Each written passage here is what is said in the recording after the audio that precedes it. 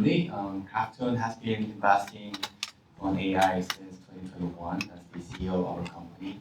And since then, I've been advising the team at Krafton on developing new AI technologies for better game development and new games that we could create with AI. Since 2022, we have founded a division, the learning division at Krafton, and since then, I've been leading the learning division with about 70 people right now. I guess the first question we should ask is, what can we do with AI in the video game industry? There's a big spectrum. On the left-hand side is, let's say, develop the current games that we develop, but much better, much more efficient.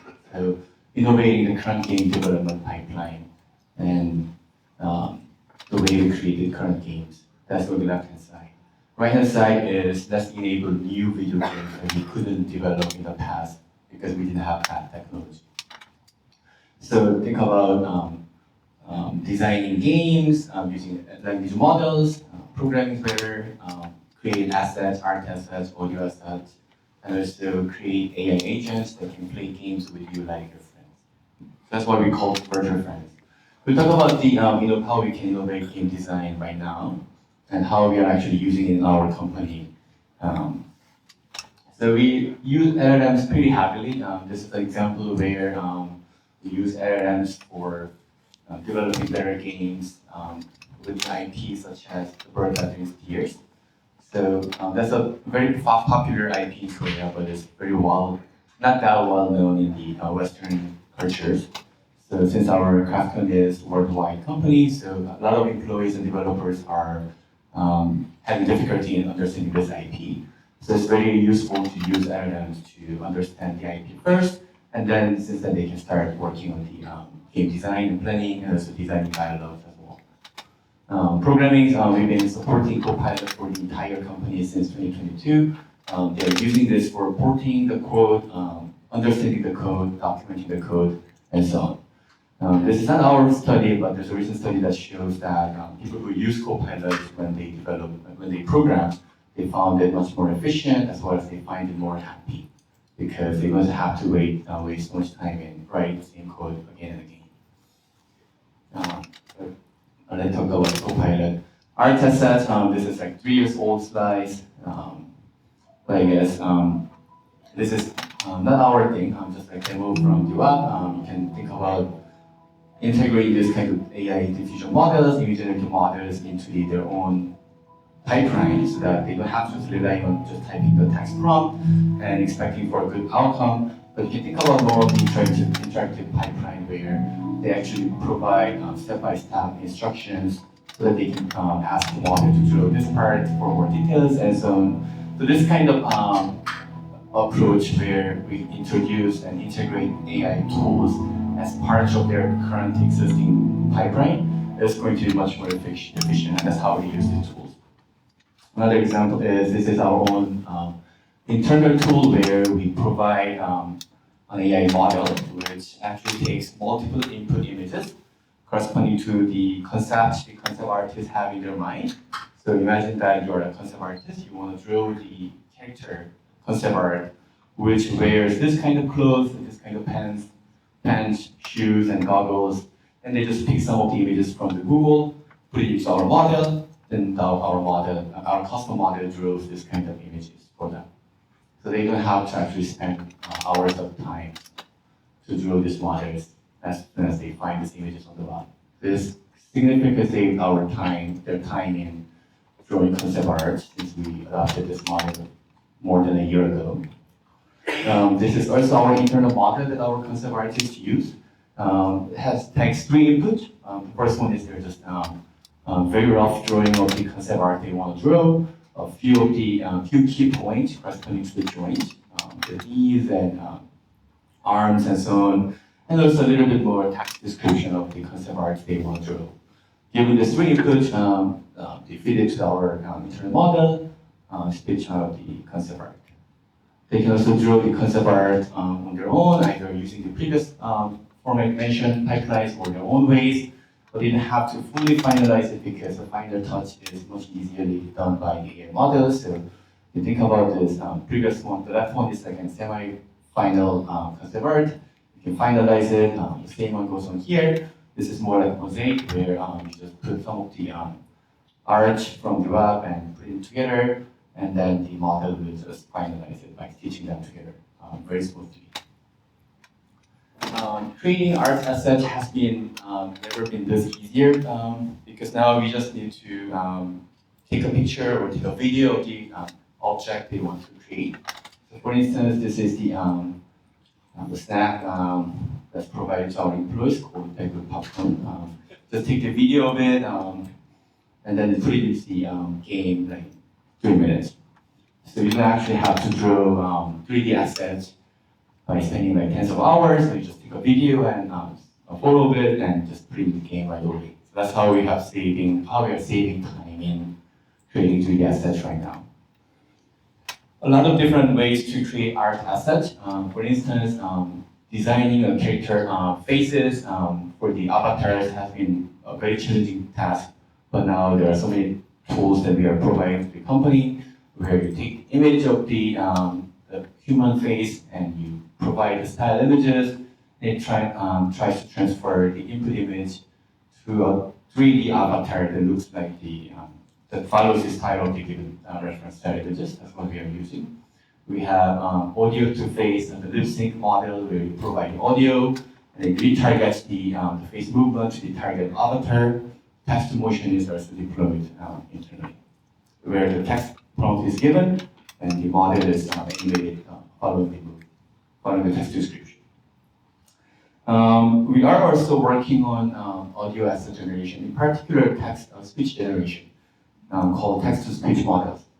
We have released a few of the older models to the public. So Clan TTS is one of the so-called state-of-the-art TTS model out there, which is not anymore state-of-the-art internally, but we've been having better models internally. But you can check out the Clan TTS website. I'm going to show you some of the audios we created. I don't know whether the audio will play here, but let's see. Perhaps. Okay, so the first target is the prompt. Or this battle may be lost before it has truly begun. We must unite and harness our strengths, for the fate of our world hangs in the balance. So what just happened is the first half of the sentence audio was provided to the model. This is the first time the model sees the voice of this Optimus Prime. And given this like 4 or 5 seconds of audio, the model is able to read the second half of the sentence following the voice and the way it speaks. The other example is So, Adrian, that you would prefer to forego my secret rather than consent to becoming a prisoner here for what might be several days. However, if you choose to stay, know that the truth I unveil may forever alter the course of your journey. So yeah, so this is the state-of-the-art zero-shot TTS out there. We've been using this for replacing the audio asset recordings, because all we now need is the text prompt as well as a few of the prompt audios. So we've been using this in our own game development. We've been developing these models and providing this to our internal employees since 2022. What we found more important is not just developing better models and just showing them off, actually actively supporting them to use that and making them feel like they have to use it right now. It was the most challenging thing. So we've been having a hard time supporting them, persuading them to start using it. We have our own AI portal website where they go to the website, click the link, they can use any of the tools that I mentioned in 1 second without installing anything. They have our own Wikipedia, our own Slack Q&A pages. We provide seminar series almost every month. We've been doing this AI drawing contest since 2022. It's been almost 2 years now. This is one of the AI drawing contest submissions that got awards. And since then, we've been also tracking how many of our employees are actually using AI tools in daily their workflow. There was like one moment in the last year, March 2023, we want to make sure that 100% or near 100% of our employees use AI tools every day. So we had a 3 month crunch period where we maximized the support level visit every department, every game studio, daily basis, ask them / force them to use AI tools. And within 3 months, we made 97% of the users, not the users, the employees, we forced them to use AI tools. Since then, they've been using it very regularly. I think it was a really nice experience for us because we are mostly R&D background. We never found that it was that important to actually have this kind of customer experiences with our own employees. I guess not many of you are aware of it, but we are also the only company in Korea that is subscribed to ChatGPT Enterprise company-wise. We've been paying a lot of money to OpenAI to support the highest experience for our employees.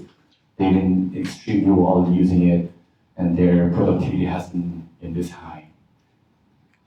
All right, so that's been about how we can innovate the game development and their daily workflow using the AI techniques, and how we have been doing the past few years. The next few slides will be about how to enable new games. I guess many of you have seen this movie, but I should. Okay, you have not, you're just not being optimistic, you're being very stubborn right now. Okay, stop asking instructions the other way. Thank you, thank you. Okay, the tunnel on the left is the only one we haven't tried. No, I think that's the one you sent me down where I fell in the pit. Okay, I don't think so. Oh, yeah, this is different.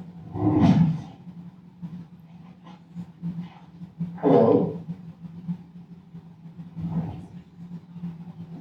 Do you know how to get out of here? I need to find my ship to get off this planet. Fuck you, shithead, fuckface, fuckhead! That's my favorite slide. So basically, the new game that we are imagining in our studio is, our company is summarized as virtual friends. We saw 2 different types of virtual friends. The first type was friends that play games with you. The second type of friend, I'm not sure that was a good friend, but the friends that live in the game, that can interact with you as part of the video game experiences. How do we create it? Languages and language models, models that do sense, models that play games. And you have to integrate all of those things. Since when we were working on this 2 years ago, there's no term called LLM agent, but you can now call it LLM agent if you wish. So this is the tech demo we released and to the public last year, March. 인공지능이 빠르게 발전하고 있지만 아직까지는 어색한 답을 하는 경우가 많았는데요. 최근 개발자들이 인공지능을 더 사람처럼 만드는 방법을 찾았습니다. 사람과 나눴던 대화를 기억하게 했더니 자기들끼리 정보를 주고받거나 토론까지 나눴습니다. 정관석 기자가 이 내용 취재했습니다.